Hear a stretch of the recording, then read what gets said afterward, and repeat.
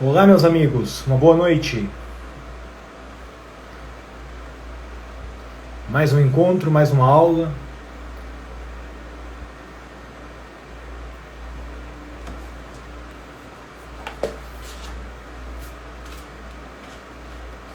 À luz da filosofia perene, da filosofia clássica. Boa noite, Joston. Tudo bem, meu querido? Tudo bem contigo? Tudo certo? Estás me ouvindo bem? Me vendo bem? O ventilador aqui ao lado não está atrapalhando?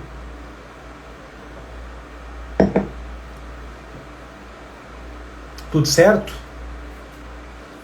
Boa noite, Matheus.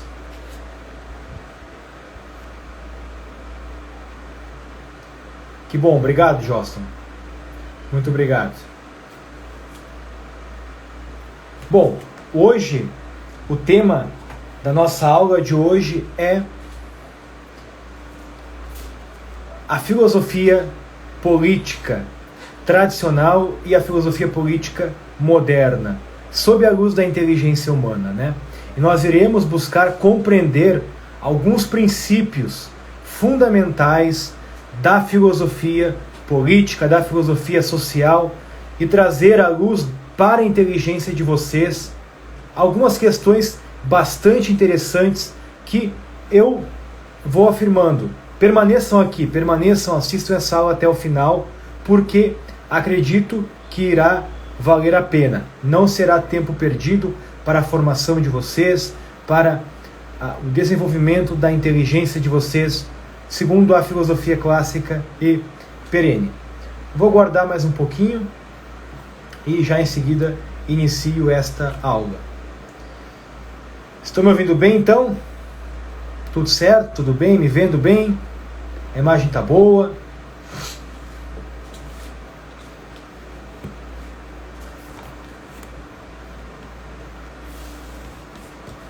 O tema de hoje eu considero um tema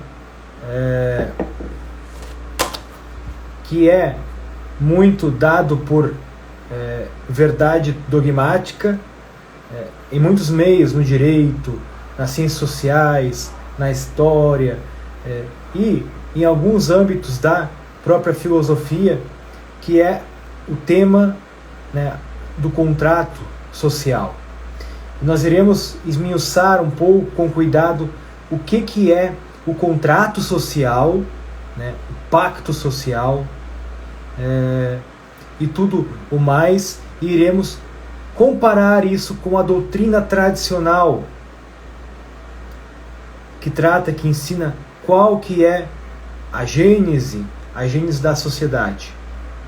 Sim, Matheus, a aula ficará gravada, poderás assistir depois. Se tu tiver algum amigo, né, que goste de filosofia, que tenha interesse, por favor, vocês que estão aqui, compartilhem, marquem as pessoas aqui, curtam essa live, para que ela chegue a mais e mais e mais pessoas. Boa noite, meu caro Duarte, seja bem-vindo. Elbert Duarte, seja bem-vindo. Muito bem, então. Começaremos então pedindo a proteção e a intercessão da Sempre Virgem Maria. Em nome do Pai, do Filho e do Espírito Santo. Amém. Ave Maria, cheia de graça, o Senhor é convosco. Bendita sois vós entre as mulheres, e bendito o fruto do vosso ventre, Jesus. Santa Maria, Mãe de Deus, rogai por nós, pecadores, agora e na hora de nossa morte. Amém. Nossa Senhora, sede da sabedoria, rogai por nós. Santo Tomás de Aquino, rogai por nós. Nossos anjos da guarda, rogai por nós. Em nome do Pai, do Filho e do Espírito Santo. Amém. Muito bem, meus amigos. Então, boa noite, João. Seja bem-vindo, meu querido. Começaremos a aula de hoje pelo começo, tá bem? Sempre é importante começar pelos princípios, pelos fundamentos, porque assim, aos poucos, o edifício vai sendo construído sob bases sólidas. Então, a aula de hoje é extremamente importante, eu considero. E, sinceramente, gostaria que muitas pessoas a pudessem assisti-la, não porque sou eu que vou dá-la, mas pelo conteúdo em si mesmo. O título que escolhemos é O Mito do Contrato Social, né? O mito do contrato social sob a luz da teoria política clássica. Não foi ao acaso que optei por tal título. Vocês verão no final que não foi realmente por acaso. Tendo como fonte um artigo do professor Francisco Puy, que foi por muitos anos professor catedrático da cadeira de Filosofia do Direito da Universidade de Santiago de Compostela, nós queremos analisar então 3 pontos. Então, de cara eu vou já colocando aqui para vocês 3 pontos que nós iremos estudar juntos nessa noite. Primeiro ponto, o que é a sociabilidade? O que é isso, sociabilidade? Algum de vocês sabe o que é a sociabilidade? Se souber, pode escrever aqui nos comentários que eu vou comentando e debatendo junto com vocês, né? Tentando conduzir vocês até o conhecimento do que é isso, sociabilidade.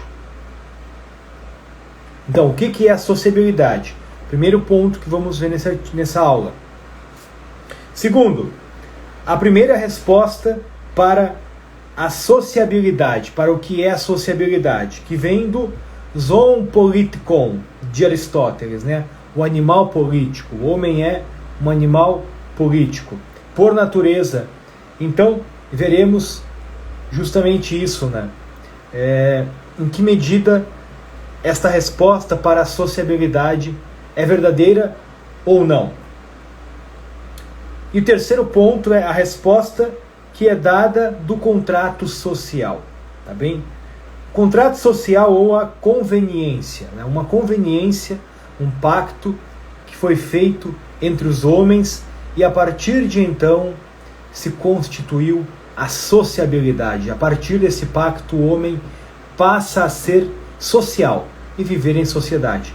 Vamos ver se qual dessas duas respostas é satisfatória. E por quê? E por que nós optamos por uma? E por que a inteligência humana posta no centro, quando apreende o ser, percebe que uma delas é a verdadeira e a outra não passa apenas de um mito, uma fábula ou uma narrativa. Tá bem? Alguma pergunta aqui, meus queridos? Alguma dúvida?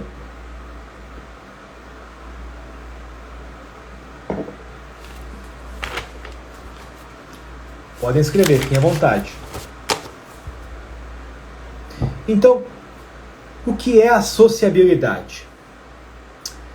O homem é um animal histórico, que é algo, se modifica, se muda, se aperfeiçoa e se corrompe.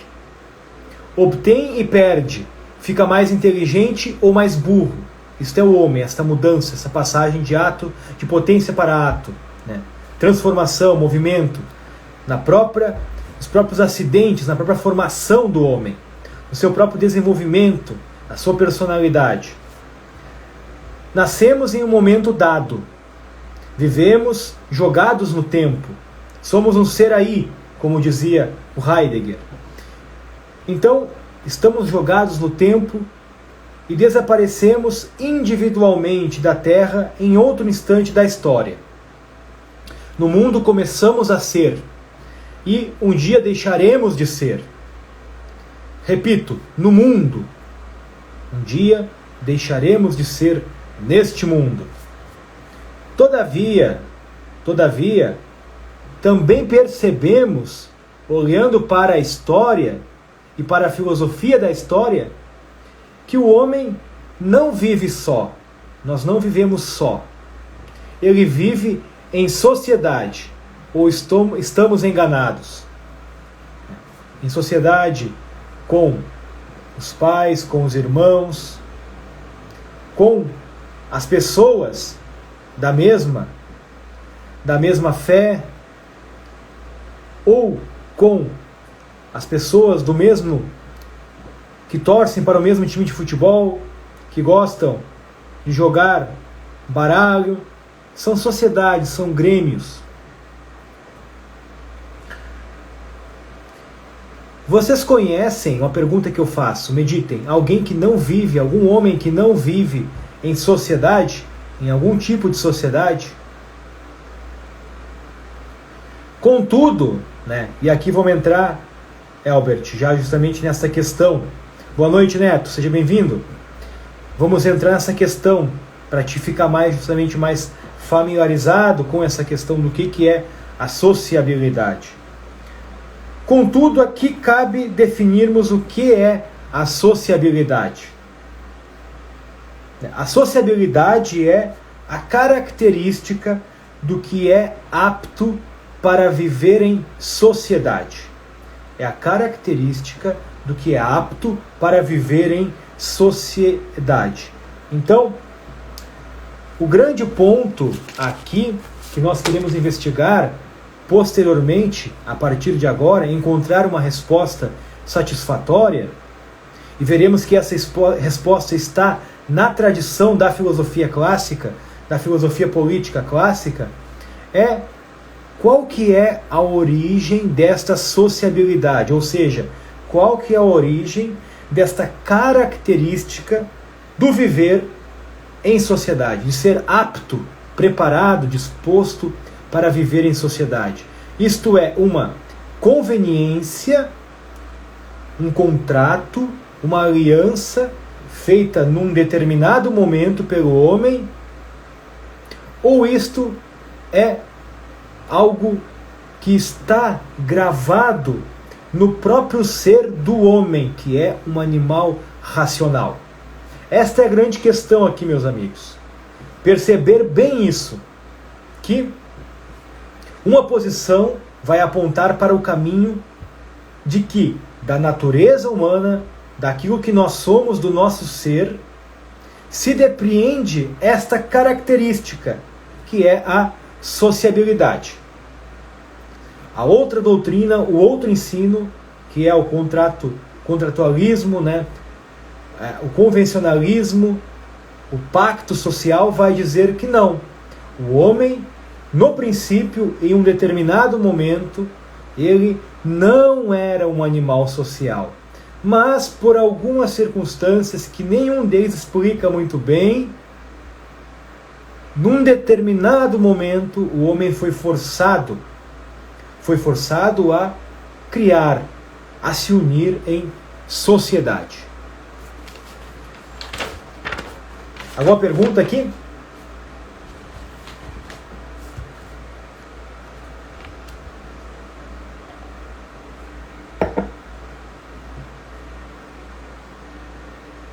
Nós vimos também durante essa pandemia que é muito difícil nós abandonarmos o convívio social em larga escala. Frequentar cinema, a igreja, academia, ir à praia, ver o mar, jogar futebol,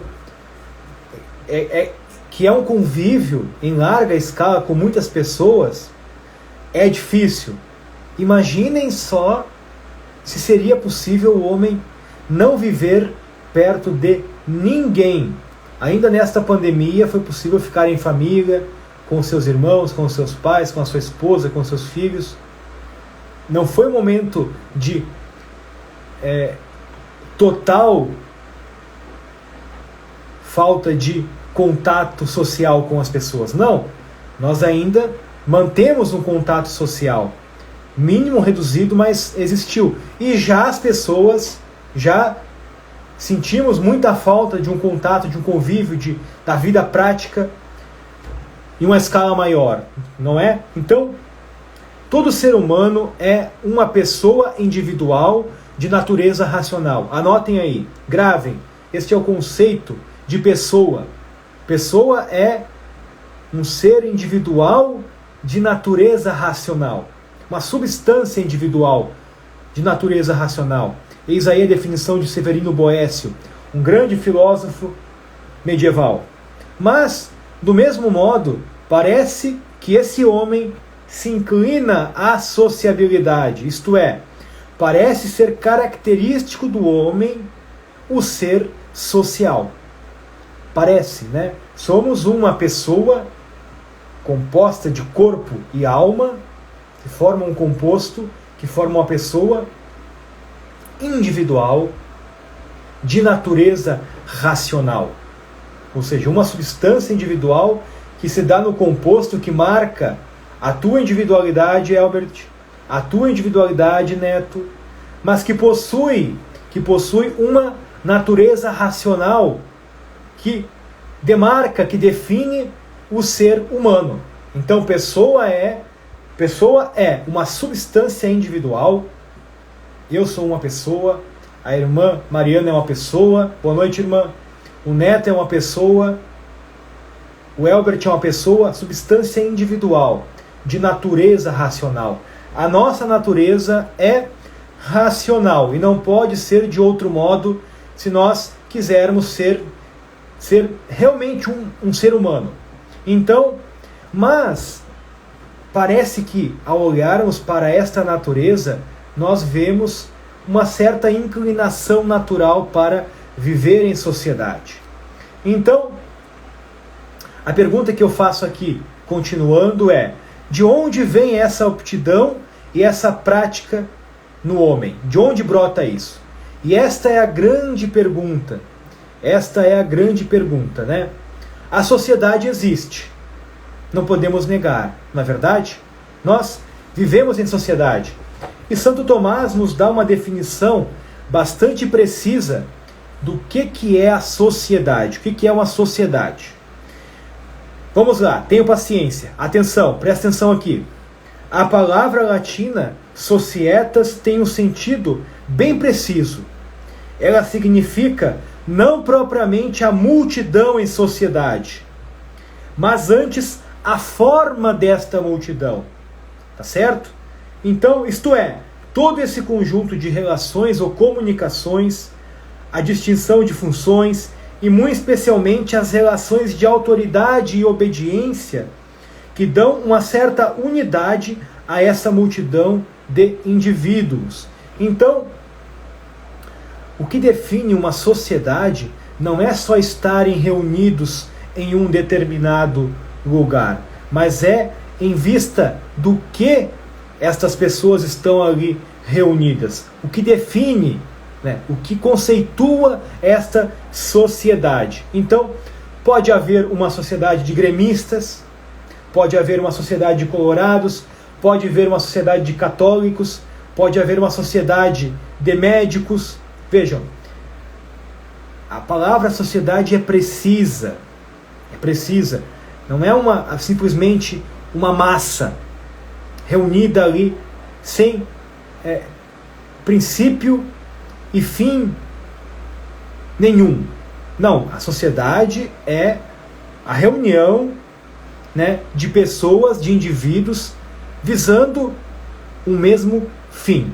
Isto é a sociedade. E Santo Tomás continua conceituando. Então, societas nil aliud est quam adunatio omnium ad aliquid uno communitor agendam. Ou seja, a sociedade nada mais é do que uma união dos homens para se comunicarem de um modo, de um mesmo fim e visando a mesma perfeição. Isto é uma sociedade. Tá bem? Então, parece que o homem, nós seres humanos, quando vivemos em sociedade, nós visamos um mesmo fim. Deve haver um fim comum, que nós chamamos de bem comum, segundo o qual constitui a sociedade humana. A multidão reunida, a massa, como diz o Papa Pio XII, isto per si não constitui sociedade. Mas o homem se encontra em sociedade quando ele visa o mesmo fim. O mesmo fim que é o bem comum e a felicidade.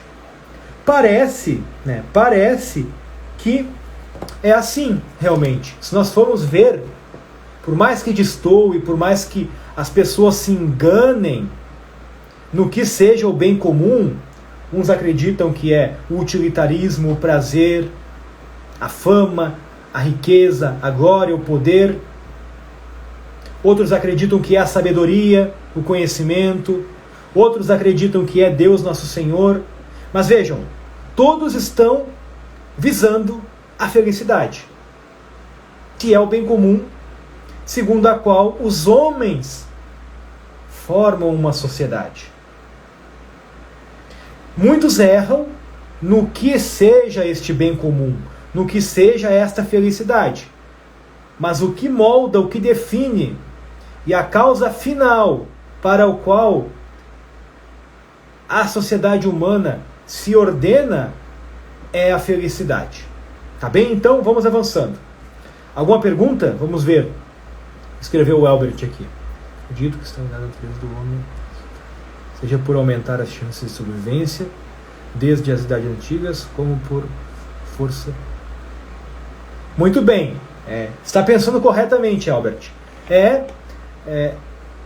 Eu vou desmiuçar essa tua premissa, esse teu argumento, tá bem? Mas não está no caminho certo, né? Está no caminho certo. Boa noite, Ricardo. Então, vamos lá então. Aqui nós começamos a encontrar uma resposta. E essa resposta que veremos agora é a que queremos contrapor ao mito, à narrativa do contrato social. Tá bem? O homem é um animal, o homem é por natureza um animal social e político, por natureza.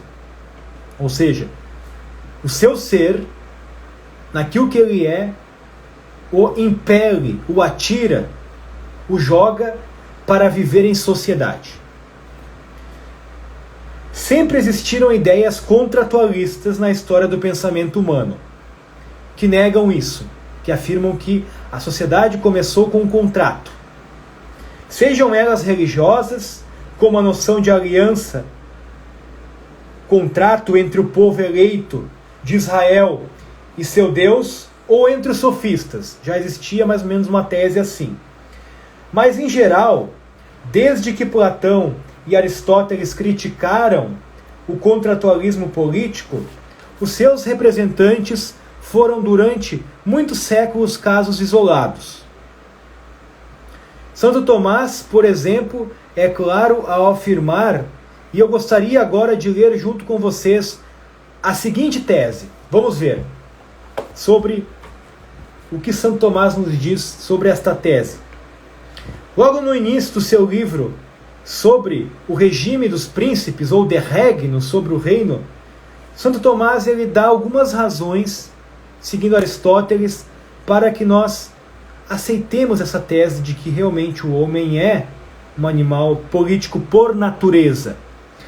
Se vocês estão gostando, aprendendo, né, com esse conteúdo, marquem aqui amigos, conhecidos de vocês, ou compartilhem, curtam, né, essa aula, para que mais pessoas tenham condições e possam adentrar neste mundo da filosofia clássica, da filosofia perene. Que, vejam, não somente diz respeito ao filósofo em si, mas está semeada em muitas e muitas e muitas e muitas áreas do conhecimento. Só aqui eu estou falando de antropologia, de direito, de ciências sociais, de política, de metafísica, de psicologia e assim por diante. Então,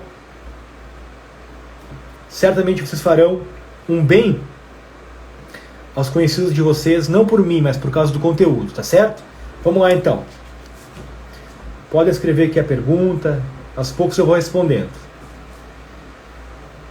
Diz Santo Tomás: o homem é por natureza um animal social e político, que vive em sociedade muito mais que os outros animais, e essa necessidade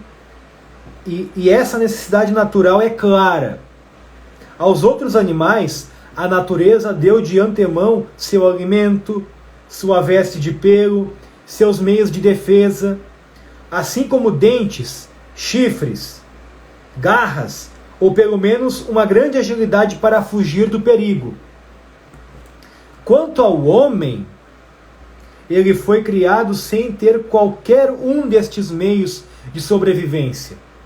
Mas em vez disso tudo, recebeu a razão que lhe permite prover por meio do trabalho manual todas as suas necessidades naturais. Então vejam, a primeira razão que dá Santo Tomás é biológica.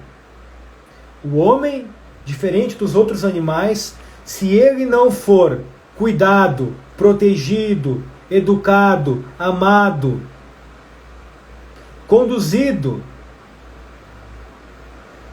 pelos seus pais ou por alguém, ele não sobrevive. Ele não tem condições de continuar a sua existência neste mundo. Isso é evidente, parece, né? E continua Santo Tomás. Mas é claro que, para procurar coisas tão diversas, alimento, vestes, defesa, etc., um só homem não poderia bastar, pois, deixado por si mesmo, seria incapaz de manter-se vivo. Assim, portanto, é natural ao homem viver em sociedade. Que argumento forte! E ele dá outros argumentos, né? Eu vou expor todo o argumento de Santo Tomás porque vale a pena, vale a pena.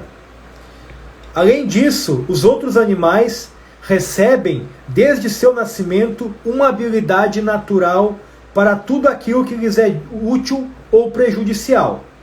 Como a ovelha que sabe, sem necessidade de aprender com outra, que o lobo é seu inimigo. Certos animais conhecem igualmente por instinto algumas ervas medicinais e outras coisas deste gênero que são necessárias para a vida. O homem não possui desde seu nascimento este conhecimento de coisas necessárias, senão de maneira muito geral, e deve utilizar sua razão para passar da intelecção, os primeiros princípios universais, ao conhecimento detalhado de tudo o que é necessário para a vida humana. Então é preciso, sim, nós temos algumas intuições naturais, mas se nós não formos educados para raciocinar, para ligar uma coisa a outra, para ter condições de perceber causa e efeito, se alguém não nos educar para isso, e aqui entra a necessidade da formação espiritual, da educação que recebemos dos pais, o alimento, a vida biológica, vegetativa. Aqui a educação para a vida espiritual, para a vida racional, que é própria do homem. Se não temos alguém que faça isso, estamos ralados. E por isso também, aqui vou abrir um parênteses, a separação, né, a ruptura do vínculo matrimonial é má e perversa. Per si, pela natureza do homem. É preciso que o homem tenha, na união do pai e da mãe, condições de ser educado, protegido, alimentado. Certo? Então não vou aprofundar esse tema aqui, seria tema para uma outra aula. Mas Santo Tomás, ele argumenta nessa linha para dizer que, olha, é necessário o matrimônio, ele é uma coisa, é um vínculo necessário pela natureza do ser humano. É claro que nosso Senhor Jesus Cristo depois eleva esse vínculo natural à natureza de sacramento, mistério, uma vida sobrenatural, uma vida na graça, para fazer coisas que vão para além da força humana. Mas vemos que a razão nos conduz, o conhecimento das coisas que nos cercam, nos levam a concluir que sim, é preciso que o vínculo matrimonial ele se mantenha para o bem do filho, para o bem da criança. Então, um só homem, com sua razão, não saberia bastar-se a si mesmo para descobrir tantas coisas.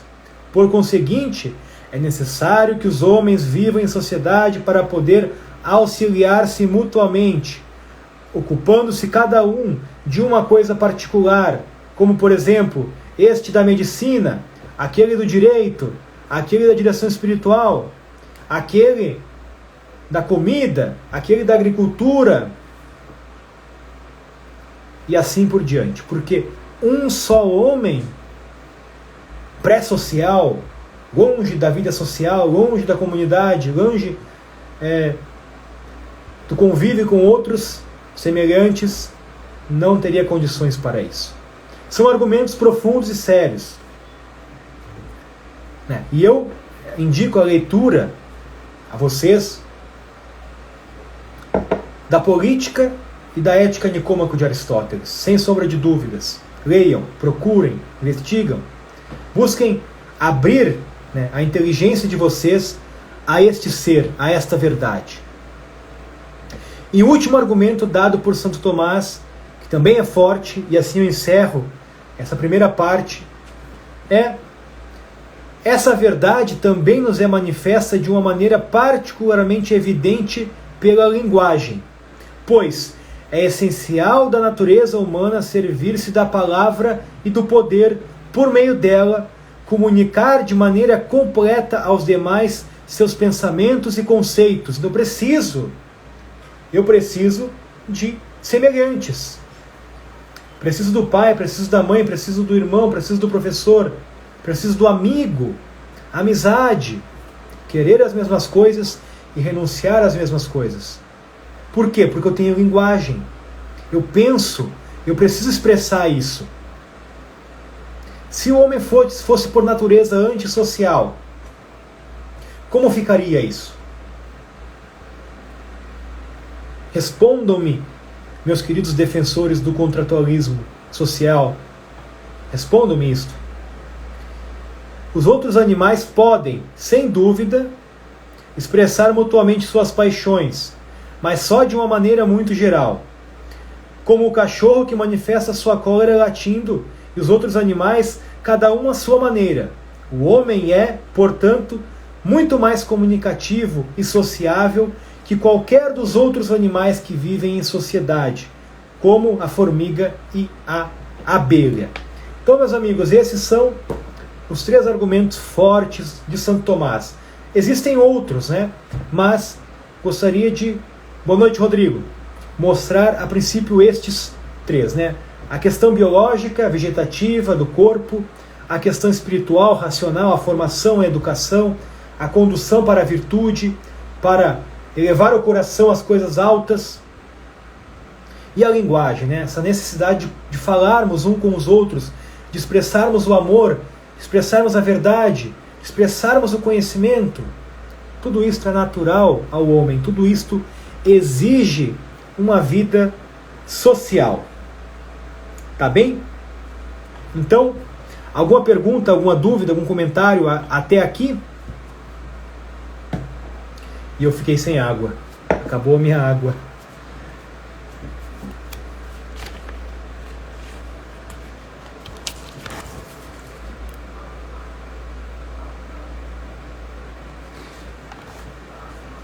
Em alguma exceção, seria possível o homem abandonar a sociedade? O que vocês acham? Sim ou não? E viver fora da sociedade de algum modo? Podem escrever aqui nos comentários. Sim ou não?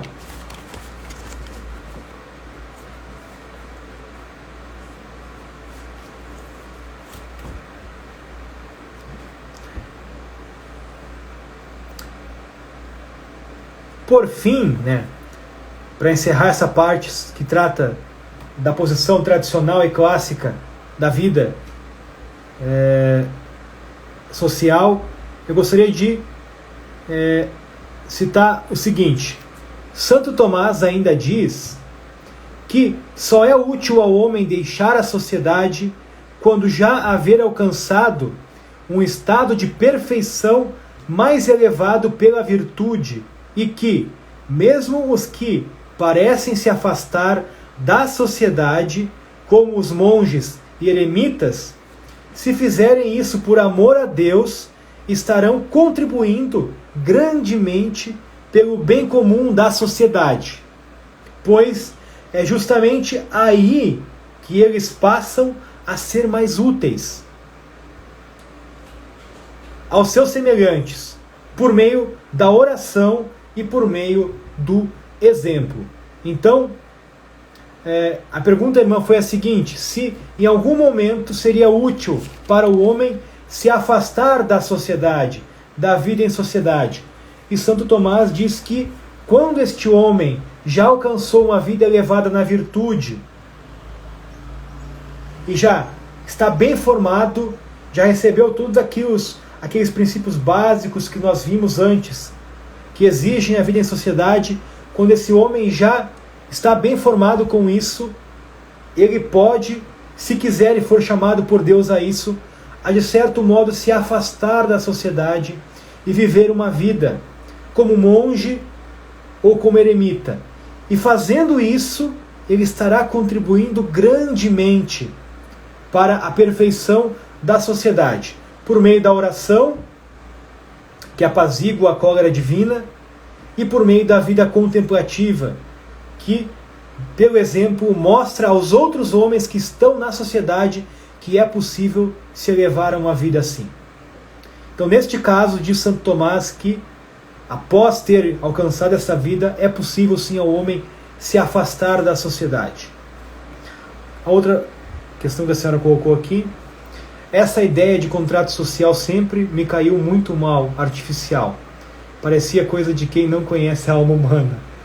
Muito bem, é isso aí mesmo, irmã. Mas vamos ver agora o outro lado, né?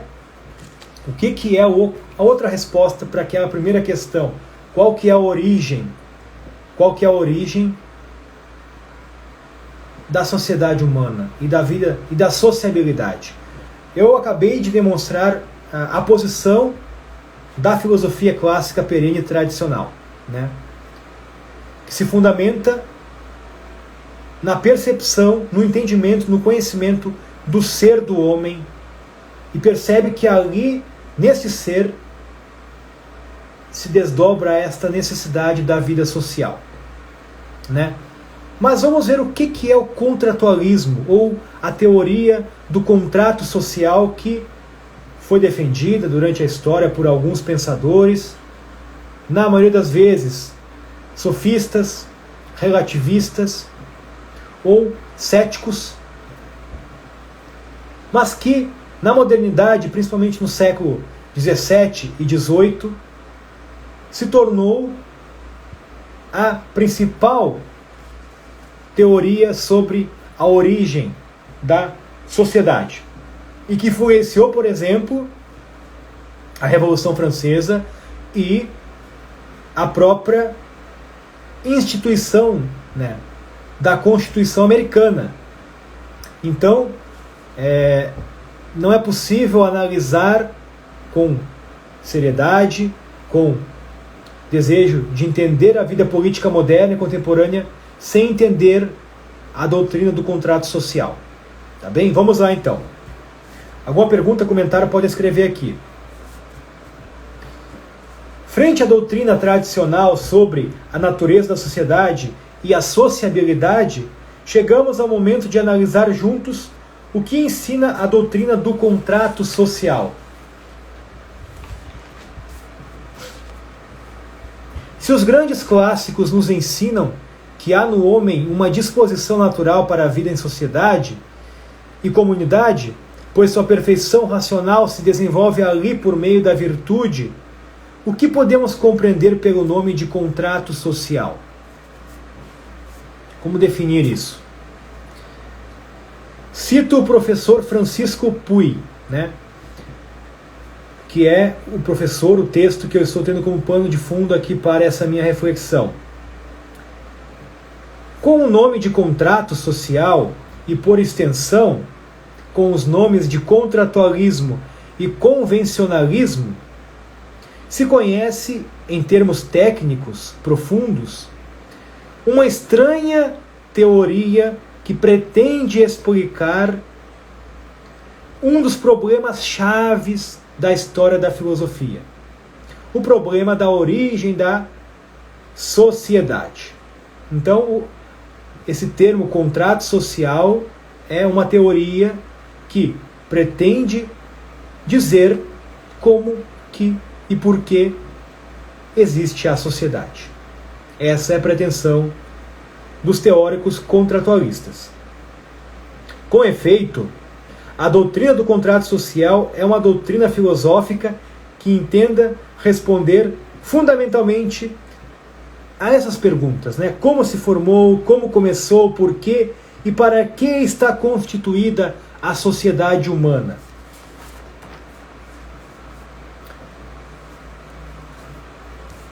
Se olharmos com carinho para a antropologia dos autores contratualistas, veremos que há uma negação da natureza humana, racional, que se inclina ao bem próprio que é dela e que é o objetivo.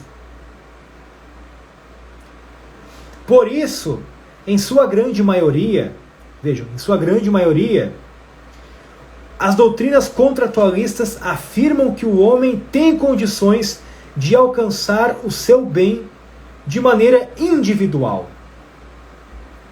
sem a necessidade do outro. Bastava-lhe e basta-lhe e basta nós hoje, vejam, é uma descrição do que nós somos hoje também, né? Bastava-lhe o homem pré-social, bastava. Boa noite, meu irmão, seja bem-vindo. Bastava ao homem pré-social a si mesmo, se fez um contrato, um pacto, uma aliança, se instituiu a sociedade, mas se chegarmos agora a um acordo de quebrar com este contrato, com esse pacto, podemos fazer isso. Porque não é algo que a sociedade não é algo que está plantado, alicerçado, gravado na natureza do homem, mas é apenas uma conveniência. Vamos ver se é isso mesmo. Vamos ver. Estão entendendo até aqui, mais ou menos? Bastava-lhe a sua vontade e a sua graça, e deu para o homem pré-social. A vontade impera, não a inteligência. Ele quer. Se ele quer, ele pode viver sozinho, né? A sua inteligência não é preciso que diga a ele se o ser dele é capaz de viver sozinho ou não. Se ele quer viver sozinho, ele é capaz e ele dá conta disso. Este é o homem pré-social. Quando vive só o homem convencionalista, contratualista, define suas necessidades e os fins que tem em vista, sua ação e as suas obras.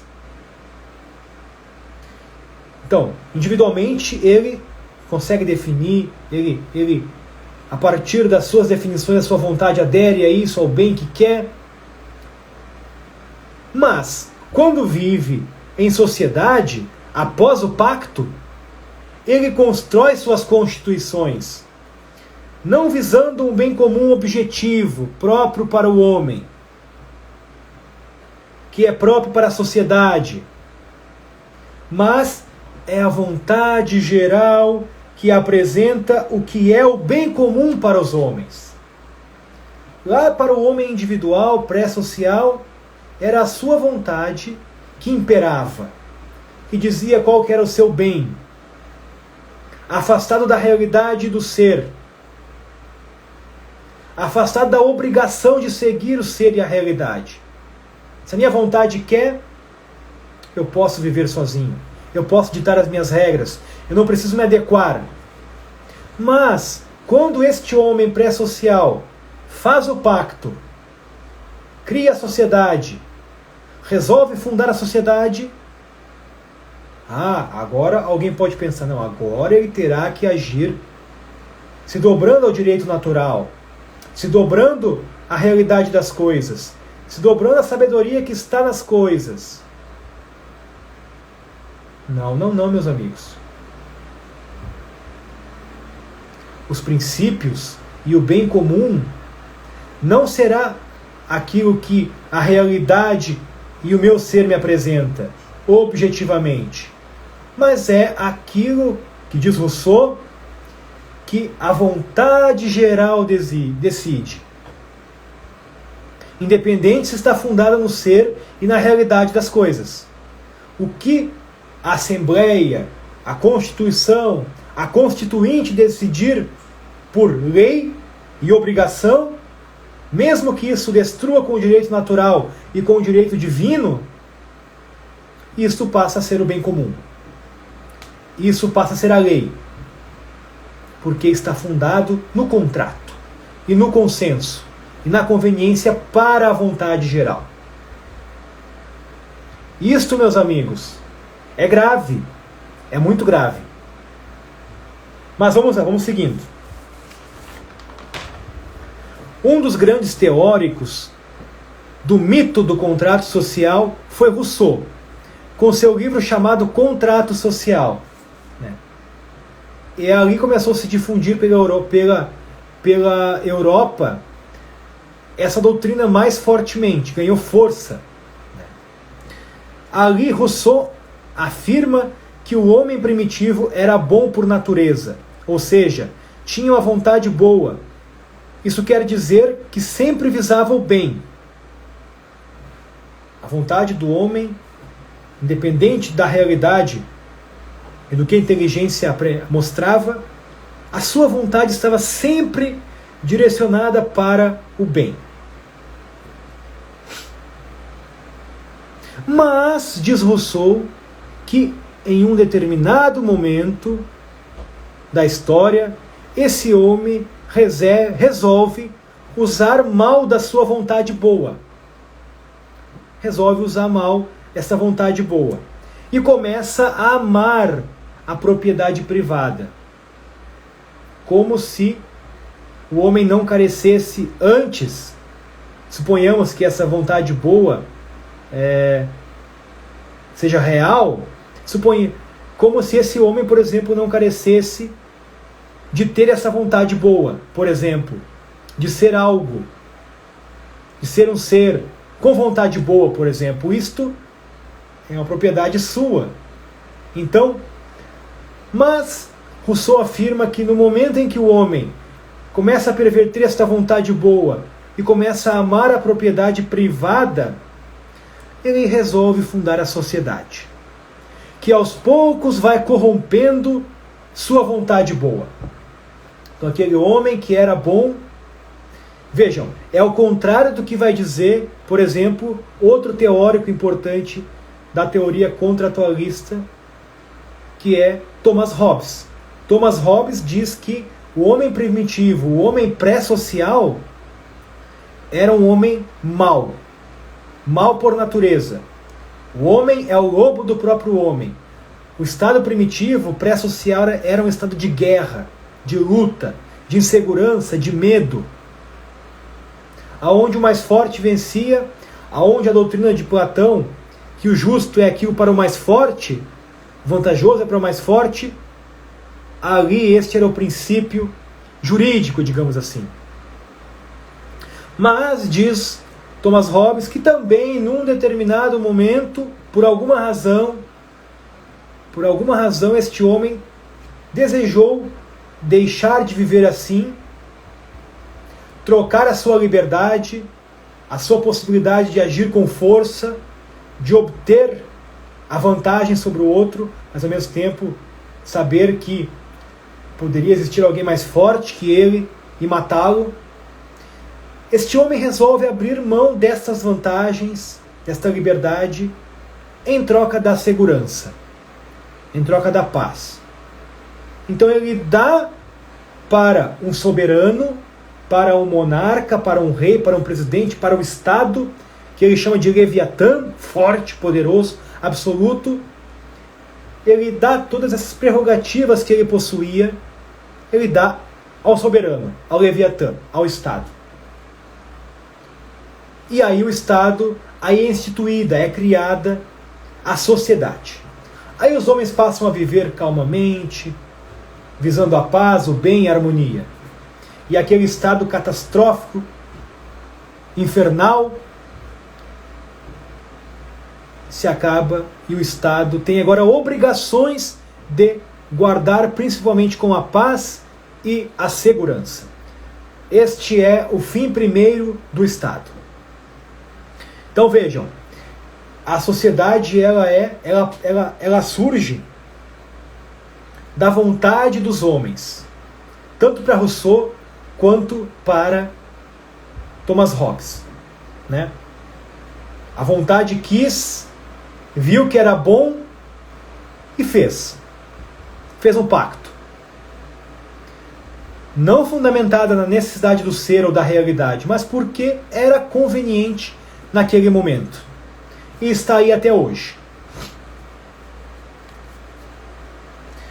E Rousseau, ao fim e ao cabo, propõe um contrato social que, pela vontade geral do povo, busque restaurar aquela vontade boa primitiva. Então, com a vontade geral, o bem e o mal são estabelecidos. Mas vejam, meus amigos, é a vontade geral do povo, sem necessária submissão ao ser e a hierarquia da realidade e do bem, que está na natureza das coisas e do homem, que define o que é o bem ou o mal. Não é isso, mas é a vontade geral. A vontade geral. Se o contrato social, então, é o único critério que justifica a vida social, digamos assim, logo, quando o grupo que firmou quiser, ele pode sancionar e criar leis opostas a que ele antes tinha formulado, se assim a vontade geral do povo quiser. Se a vontade geral do povo, a votação, decidir que eu preciso pegar vocês que estão aqui me ouvindo, me assistindo, reunir para votar, para decidir se devemos pintar essa minha sala aqui, meu escritório, de vermelho ou creme. Se a vontade geral decidir que é melhor pintar de vermelho ou roxo, será pintado. Independente se para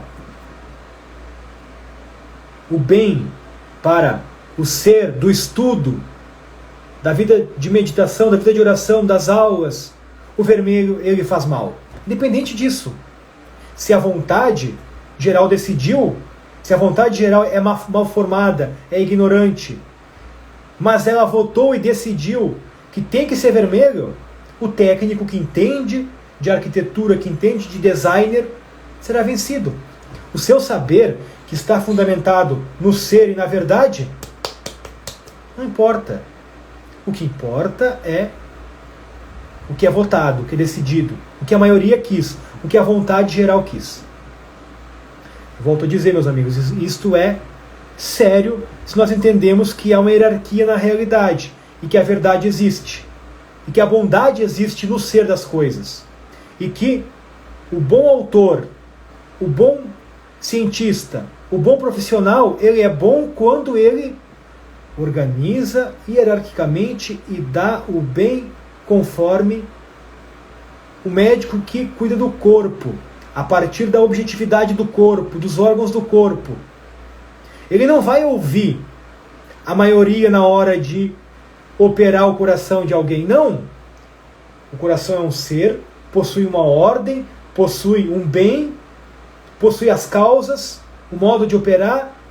Ele sabe, ele tem conhecimento técnico, científico, e ele não vai ouvir a vontade geral do povo.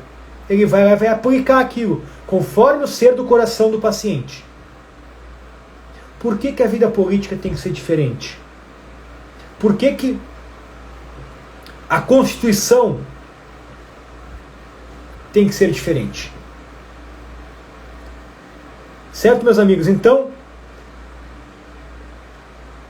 Pensemos e meditemos e busquemos estudar mais o direito natural, a filosofia política clássica, tradicional, Aristóteles, Platão, Santo Agostinho, a cidade de Deus, a cidade dos homens, Santo Tomás, Boécio, Santo Anselmo.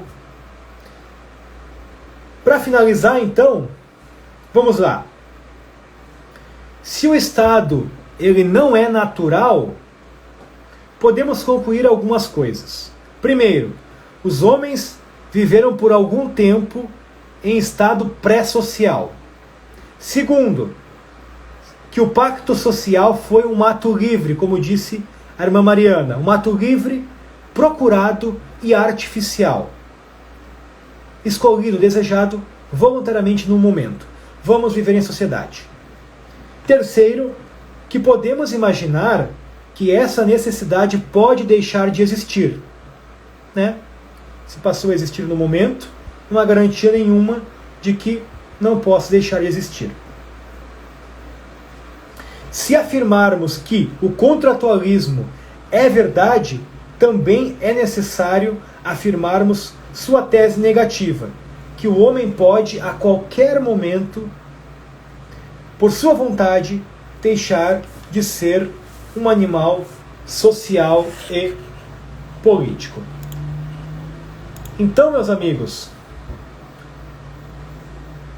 percebemos que realmente o contratualismo ele é um mito, uma narrativa inventada, criada para narrar um suposto momento aonde se iniciou a vida social e política dos homens.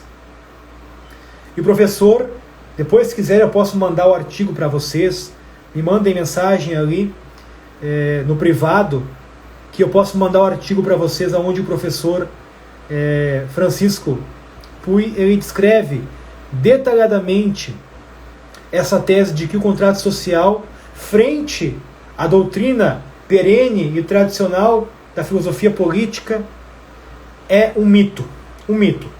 Mas eu vou falar 3 razões, tá bem? Primeiro, antes de tudo, porque ele postula erros, porque falta com a verdade real em algumas das suas afirmações principais. Essa é a primeira razão por ser um mito.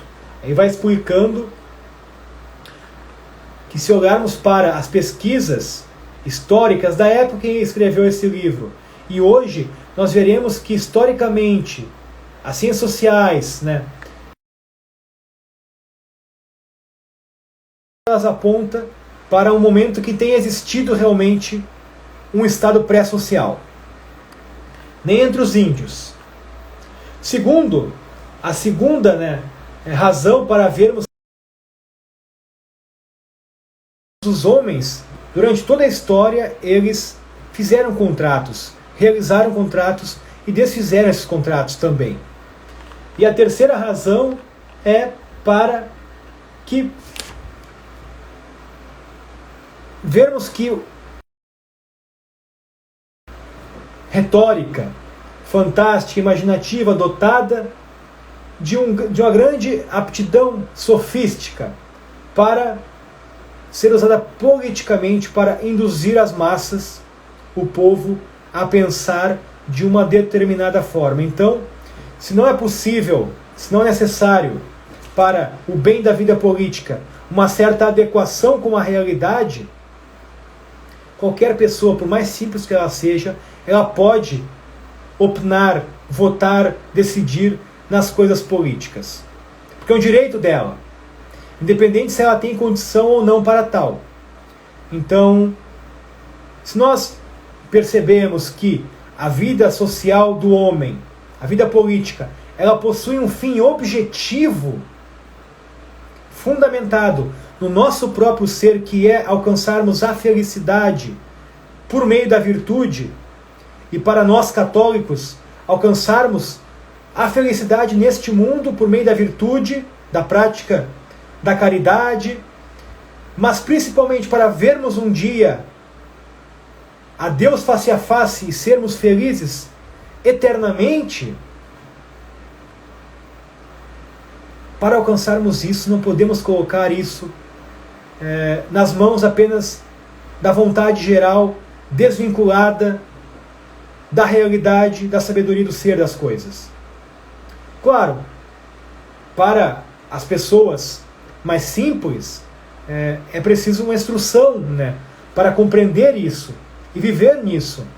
É muito mais fácil de falar que ela possui direitos, que ela possui, que ela deve votar, que ela deve opinar politicamente, sem uma responsabilidade de ensiná-la a fazer isso com sabedoria, com conhecimento, com a verdade, com o bem e com o fim do homem.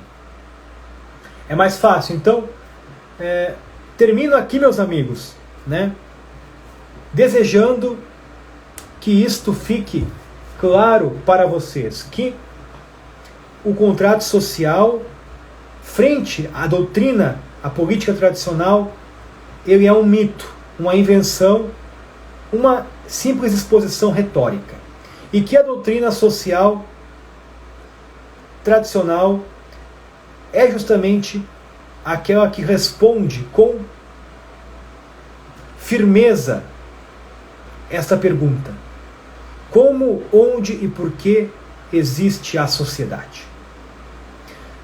Vamos ver a pergunta da irmã. Pode escrever perguntas aqui, comentários. Depois, mandem perguntas no privado.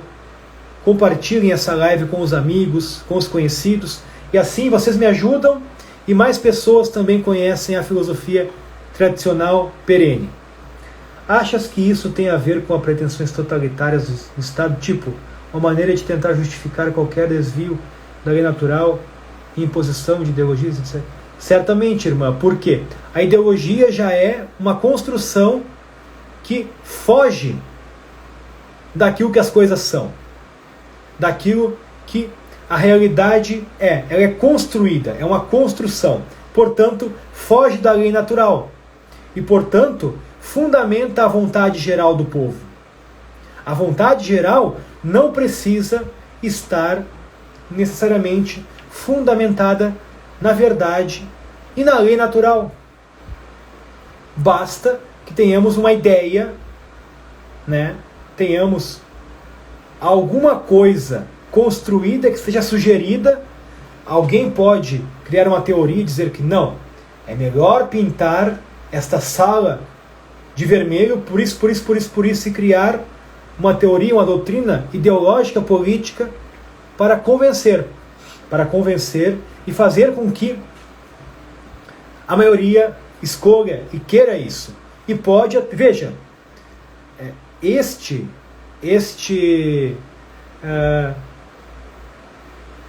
a doutrina do contrato social, ela é uma ideologia que foi usada, por exemplo, por Thomas Hobbes, por Rousseau, para centralizar o poder da sociedade na mão do Estado. Então, se criou uma ideologia, se fundamentou ela, longe da realidade, como nós vimos nessa aula, que a realidade é outra coisa, para fazer com que a população, as pessoas, optem e achem que a sua vontade, né, o seu querer, está acima da própria realidade das coisas. E como saber o que é a vontade geral também? Até isso é manipulável. Como saber o que é a vontade? Veja, para saber o que é a vontade geral, é preciso olhar para o modo como, por exemplo, as eleições, as votações acontecem. E perceber se, bom, essas pessoas que estão votando, estão escolhendo, estão comandando, elas estão interessadas na verdade, no bem das coisas, ou apenas no que a maioria quer, independente se isso está relacionado à verdade e o bem das coisas. Por quê? A vontade geral, ela não é uma entidade real que exista, mas ela é o produto, digamos, da votação, do consenso. Entende? Então, Não posso dizer aqui há a vontade geral. Aqui está a vontade geral. Não. A vontade geral ela é uma consequência da votação, ela é uma consequência do consenso, ela é uma consequência do que é contratado, do que é resolvido. Chegamos à vontade geral. E esse deve ser o princípio que diz o que é o bem ou o que é o mal na filosofia moderna, na filosofia política contemporânea principalmente, e nas constituições políticas, né? Então, ela é um mecanismo utilizado, descrito por Rousseau, que vai ser aplicado na prática, na votação, no debate, na exposição da vontade individual de cada um. Então, o ponto principal aqui é notarmos que esta vontade geral, ela não está fundamentada na sabedoria, na verdade e no bem objetivo. É isso que propõe, né? É isso que propõe Rousseau, porque não há para eles isto. Não há verdade absoluta, não há o bem absoluto, não há a sabedoria perene, não existe isso. O que existe são, às vezes, nomes, são as paixões, os sentimentos, uma vontade que opina. Isso que esses são os princípios gnosiológicos, epistemológicos, metafísicos que estão por detrás disso, mais profundos. Tá bem? Então, nós vamos aos poucos estudando, meditando e aprofundando esses estudos aqui na nossa página. Professor, tem alguma ligação entre essa ideia de contrato social e a filosofia comunista? Deixa eu pensar um pouco. Sim, com certeza sim. Por quê? No mesmo modo que